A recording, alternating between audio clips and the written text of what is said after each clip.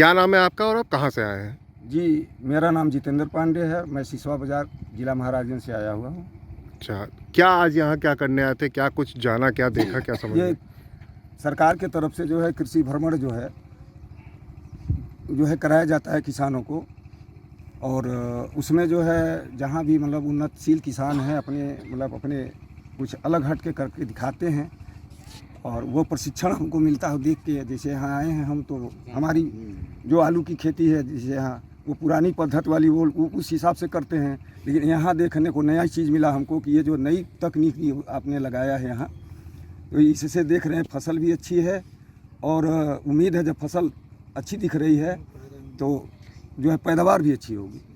तो इससे हमको ये सीख मिला कि हम भी जो है नहीं ज़्यादा तो थोड़ा सा ट्रायल करके जो है हम इस हिसाब से खेती करेंगे।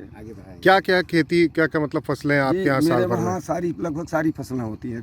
गेहूँ, गन्ना, धान, सरसों, अलसी और मेंथा, ये आलू, बैगन, केला, ये सारी चीज़ें होती हैं।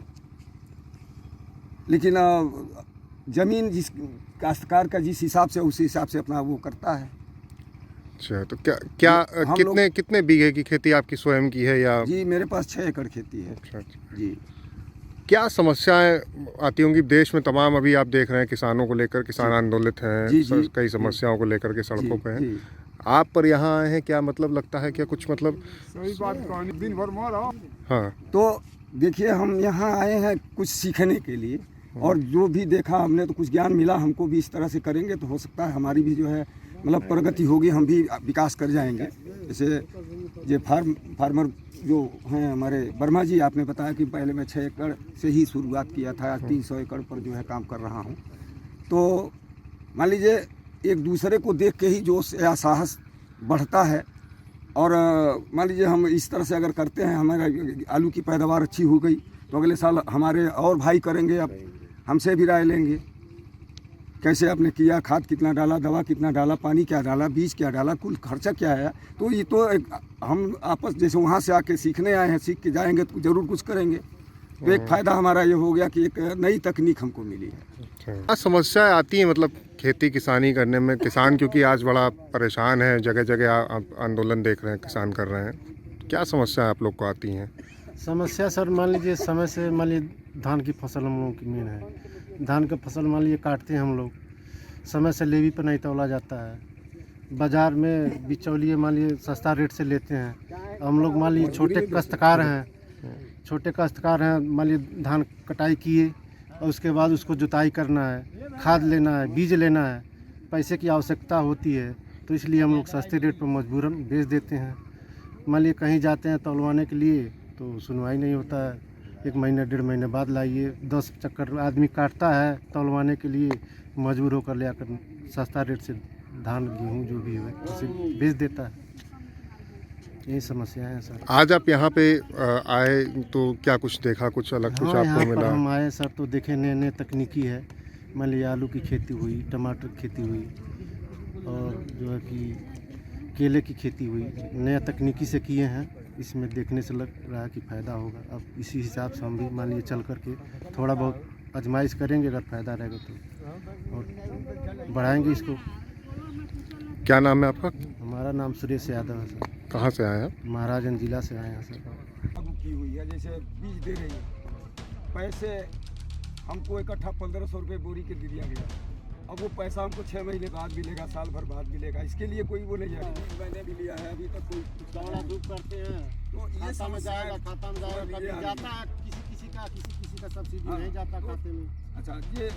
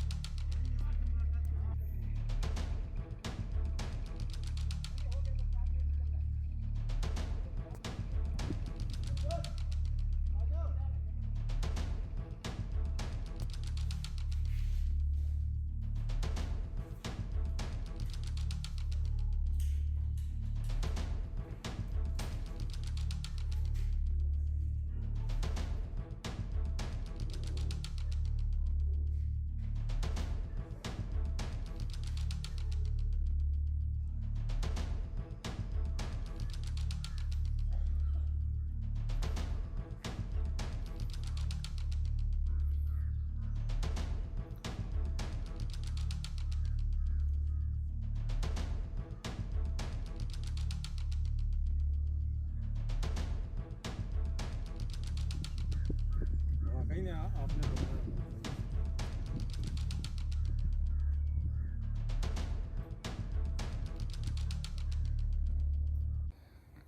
दिनों से किसान रोड पे है और बराबर मांग कर रहा है कि एमएसपी ख़त्म कर दी जाए। आप एक उन्नत किसान हैं और अच्छी फसल कर रहे हैं। कई ज़िलों के किसान आपसे मिलने आते हैं, कई राज्यों के किसान आपसे मिलने आते हैं। इस पे आपका क्या कहना है? नहीं, हम भी एक किसान हैं, हम भी यही मांग कर रहे हैं, सरकार से कह रहे हैं एमएसपी हमारी जारी रखना चाहिए। और हमारी सरकार भी यही कह रही है, हमारे किसान भाइयों की सरकार ये भी कह रही है कि एमएसपी बराबर जारी रहेगी। माननीय प्रधानमंत्री जी, माननीय कृषि मंत्री जी बिल में संशोधन करने के लिए तैयार हैं कि हम लिख के देंगे एमएसपी जारी। लेकिन बिल की और दूसरी बात ये है कि जो अभी ये एमएसपी बराबर जारी रहेगी, दूसरी बात ये है मंडी की है। और हमारे किसान भाइयों को पहली बात तो बिल में कायदे से पढ़ना चाहिए, समझना चाहिए। और अभी हमारे पास कुछ किसान आए थे, हमने उनसे पूछा तो हमारे किसान भाइयों को असली तौर पे बिल के बारे में भी जानकारी ही नहीं है। ये बात हम तो भाई सरकार को बहुत कुछ नहीं करेंगे, थोड़ा सुझाव दे। ये थोड़ी सी ज़रूर उसमें हुआ है ये कि पहले पूरी इसकी सारी बात हमारे किसान सरकार को बताना चाहिए था किसान भाइयों की ये बिल में ये अच्छाइयाँ हैं। तो ये बता दिया जाता तो हो सकता हमारा आंदोलन थोड़ा कम होता या आंदोलन नहीं होता। दूसरी चीज़ जो है, एक किसान भाई हमारे कुछ कह रहे हैं तो सरकार हमारी बात सुनेगी और बिल में संशोधन करना चाहिए, कहीं से कोई दिक्कत आ रही।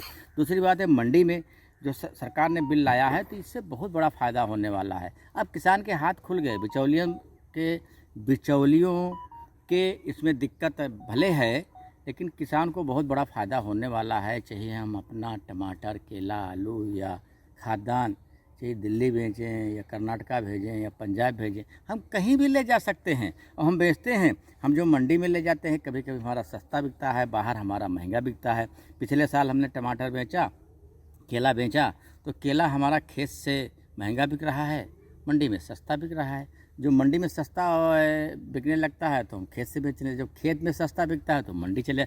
हमारे पास अब दो विकल्प हो गए। जितने ज़्यादा हमारे पास विकल्प होंगे उतने ज़्यादा हमारे किसान भाइयों का सामान महंगा बिकेगा और उतने बड़ा हमारे किसान भाइयों को लाभ होगा। जी, क्या कमियां हैं एमएसपी में? क्या कमियां, क्या संशोधन होना चाहिए इसमें? नहीं, कमी तो जैसे खरीदा जा रहा है और खरीद है जो सरकार घोषणा करे तो हमारा तो मानना है एमएसपी के ऊपर 100% खरीद होना चाहिए।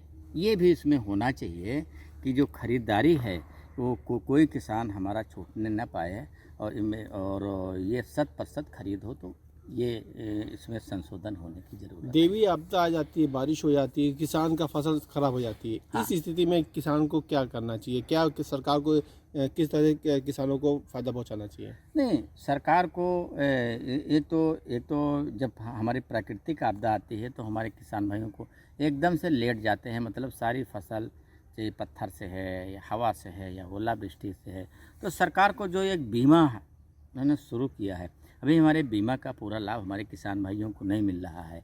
कुछ कंपनियां हैं, कुछ तय किया है और कुछ हमारे किसान भाई बीमा अभी करा भी नहीं रहे हैं। तो सरकार को ये के प्रति थोड़ा जागरूक होने की ज़रूरत है और इसमें थोड़ा ध्यान देने की ज़रूरत है कि प्राकृतिक आपदा से कैसे हम किसान को बचा सकें।